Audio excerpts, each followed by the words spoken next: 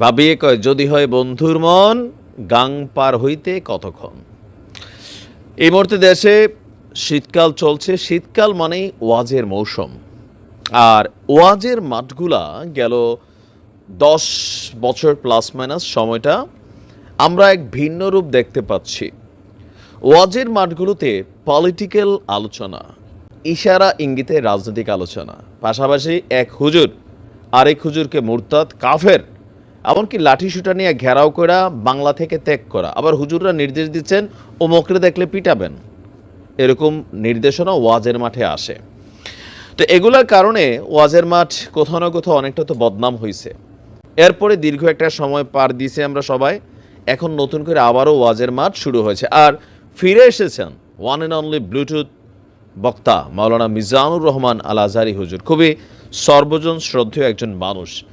গেল কয়েকদিন আগে যশোরে ওনার একটা বক্তব্যকে কেন্দ্র করে যখন তোলপাড়, এর মাঝখানে আবারও একটা ছোটোখাটো লাড়া দিয়েছেন আমাদের মিজানুর রহমান আল আজহারি হুজুর। সাথে আবার আমির হামজা হুজুরের চিনেন তো, আল্লাহর সৌন্দর্যের বন্দনা করতে গিয়ে তিনি রাশ্মিকা মান্দানা পুষ্পা ছবির নায়িকারে বলছেন আহারে। পরে আবার কাছে দেখেন আমি মানসিক অসুস্থ। তো এই মানসিক অসুস্থ হুজুর আবার ওয়াজের মাঠে কেমনে চলে গেল দৌড় দিয়া, এগুলো একটু খেয়াল রাখতে হবে। আবার কোথায় কোনটা বইলা বসে ঝামেলা হবে। হুজুরদের ওজনের জন্য বলতেছি। যাই হোক, আমরা কথা বলতেছি আজহারি হুজুরকে নিয়ে। তো সিলেটে গতকালকে তিনি আরও এক ঐতিহাসিক অবস্থান আমরা দেখলাম। আপনার কি বলা হয় যে মানে একটা হিউজ উপস্থিতি ছিল। তো সেইখানেও তার যে বক্তব্যের একটা অংশ, এই অংশটা নিয়েও আবার একদল মানুষ বা যারা বিএনপির নেতাকর্মীরা আছেন তারা একটু বলছেন যে এই কথাগুলো রাজনৈতিক কথাবার্তা হয়ে যাচ্ছে। তো তিনি আবার কি বলছেন? তিনি বলছেন যে 24-এর রক্তাক্ত আন্দোলনের মাধ্যমে বাংলাদেশকে ফেসিবাদ মুক্ত করেছে আমাদের তরুণ ছাত্র এবং যুব সমাজ। ঠিক এই তরুণদের হাতেই নিরাপদ আমাদের বাংলাদেশ। তো তরুণদের হাতেই নিরাপদ, এটা কি কেন পলিটিক্যাল ওয়েতে তিনি বললেন? এটা কেউ কেউ মনে করছেন। আবার তিনি বলছেন আমরা এই দেশে আর চাঁদাবাজি দখলবাজি দেখতে চাই না, এটা কেউই চায় না। এই কথা এখন হুজুরে বললে স্বাভাবিকভাবে নানান দিক থেকে কিন্তু এটা একটা আক্রমণাত্মক ওয়েতে চলে আসে। তবে এটা কিন্তু সাধারণ হুজুর না, অন্যান্য হুজুরদের মতন না। তিনি বড় ব্লুটুথ হুজুর, তিনার এক ডাকে বহুত কিছু কিন্তু এদেশে ঘোরা যাবে। তো এটা নিয়ে কৌশলে হয়তো অনেকেই কথাবার্তা বলার চেষ্টা করছেন।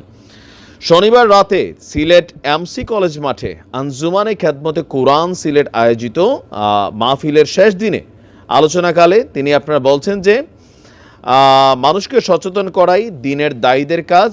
একটি মাহফিলে আমার খণ্ডিত বক্তব্য নিয়ে একটি রাজনৈতিক দলের বন্ধুগণের বিতর্ক ছড়িয়ে দেওয়া বাকস্বাধীনতা পরিপন্থী। পাশাপাশি তিনি বলছেন অথচ আমি কোনো দলের নাম উল্লেখ করিনি। এসব ভুলে আমাদের সন্ত্রাস দুর্নীতিমুক্ত সমাজ গঠনে এগিয়ে আসতে হবে। আমাদের নিয়ে যারা হিংসা করেন, সমালোচনা করেন, আমরা তাদেরকেও ভালোবাসি। আমাদের স্লোগান হচ্ছে হেরে যাবে ওদের হিংসা, জিতে যাবে আমাদের ভালোবাসা। এটাই ইসলামের সুমহান শিক্ষা। তো আমাদের হুজুরের এই বক্তব্যটাতে আমি আসলে ওইরকম কোনো ভেজাল টেজাল পাই নাই, কিন্তু এটা নিয়েও অনেকে সমালোচনা করছেন বিএনপির নেতাকর্মীরা।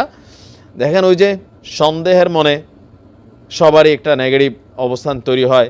আর আজহারি হুজুরকে কোথাও না কোথাও সবাই ভাবে তিনি জামাতের একজন কট্টর সমর্থক, এবং কি আগামী নির্বাচনকে কেন্দ্র করে বাংলাদেশের বিভিন্ন জায়গায় যে বড় বড় সমাবেশগুলো হচ্ছে সেখানে তিনি টেকনিক্যালি জামাতকেই প্রমোট করছেন বা অন্য দলগুলোকে টেকনিক্যালি তিনি বিভিন্ন ইস্যুতে সামনে নিয়ে আসছেন। যাই হোক, এবার আসেন আমির হামজা হুজুর কি বলছে।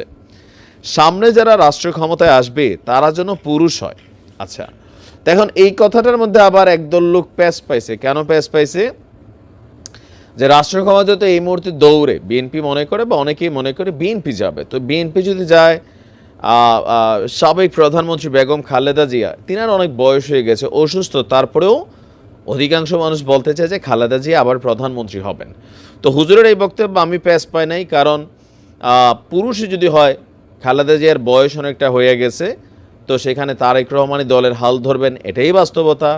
আবার কেউ কেউ বলছেন যে জামাতের আমিরকে ইঙ্গিত দিয়েছেন। দেখেন আমির হামজা হুজুরও সবাই অনেকে বলে জামাতের প্রোডাক্ট, এগুলো কিন্তু নানান আছে। মানে আমাদের হুজুরদের মধ্যে একটা মেন্টালিটি সবারই যে এই লাইনটা পুরোটাই মনে হয় জামাতের দখলে। না, এখানে অনেক লাইন আছে, কৌমি, দাখিল, তারপর আলিয়া, অনেক খেলাফতে মজলিস, তারপরে আমি এগুলো সবগুলোর নামও জানি না। যাই হোক, তাদের মধ্যে অনেক বিভাজন আছে, তারা কিন্তু একটা টিম না।